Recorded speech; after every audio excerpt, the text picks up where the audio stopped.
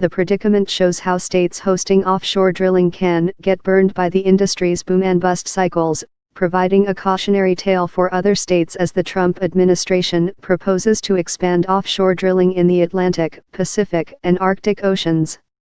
The stakes are particularly high for Louisiana, which has lost about 2,000 square miles of land over the last century because of Mississippi River levees that block silt from reaching its swamps, the oil industry's carving of canals through the marshes, and sea level rise from climate change. But other states and nations should take notice of Louisiana's ordeal, said U.S. Representative Garrett Graves, a Republican who managed the state's coastal restoration efforts before joining Congress in 2014. What in Louisiana is a $50 or $70 billion problem, you are talking hundreds of billions and trillions of dollars around the United States and around the world, he said. Faulty projections. President George W. Bush signed the Gulf of Mexico Energy Security Act, GOMESA, into law in December of 2006, providing storm-battered Louisiana, Texas, Mississippi, and Alabama a 37.5% share of federal oil and gas royalties from offshore drilling. Previously, Gulf Coast states got 27% of revenues from federal leases within 3 miles of their seaward boundaries. The changes followed national outrage over the administration's botched emergency response to catastrophic flooding from the systematic failure of the federally constructed levee system in New Orleans.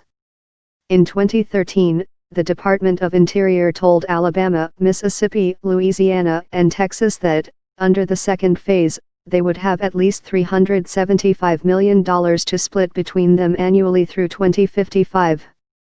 But when the state's first payment came in late last year, the payout totaled $188 million.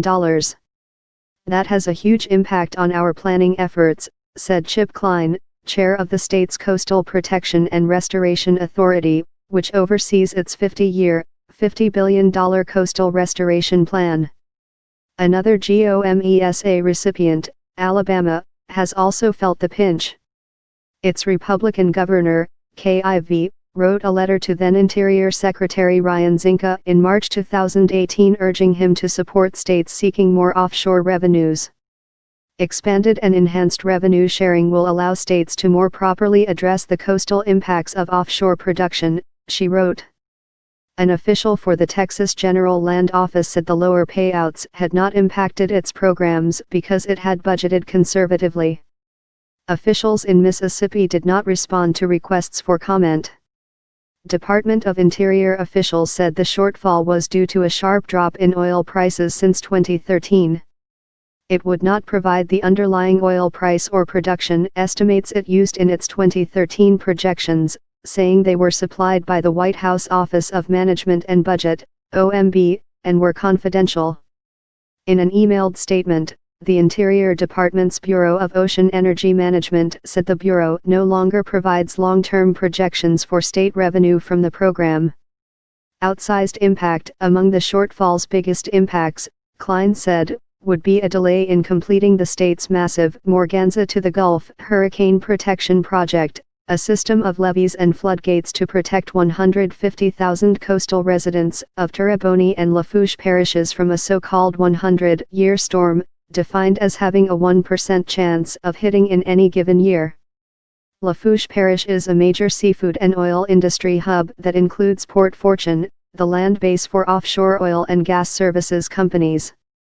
Terrebonne and Lafourche parishes could each lose about 40% of their land area Indiana the next 50 years in the absence of effective coastal protection measures, according to state research.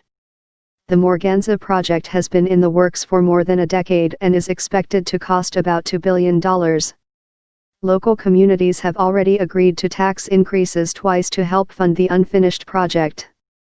We've been piecemealing this, said Reggie Dupre, Executive Director of the Terrebonne Levee and Conservation District. St. Bernard Parish, which was devastated by flooding after Hurricane Katrina, has its own $1 billion coastal plan, with $600 million in projects ready to move forward. It received $781,000 from the 2018 payments, according to John Lane, coastal manager for the parish. there just isn't enough money coming in, Lane said. Legislative push. While Louisiana officials piece together funding for their projects from other sources, its legislators in Congress are fighting for changes to GOMESA, including increasing the percentage diverted to states from 37.5% to 50%. One such bill, sponsored by Congressman Graves, passed a vote in the House Committee on Natural Resources late last year, before the new Congress was seated. But the idea faces resistance from those who believe the revenues should be used on national instead of state priorities.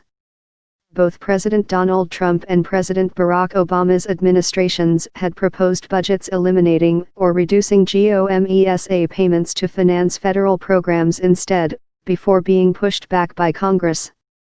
Graves says increasing the revenue share would be a smart move for an administration promoting more offshore drilling.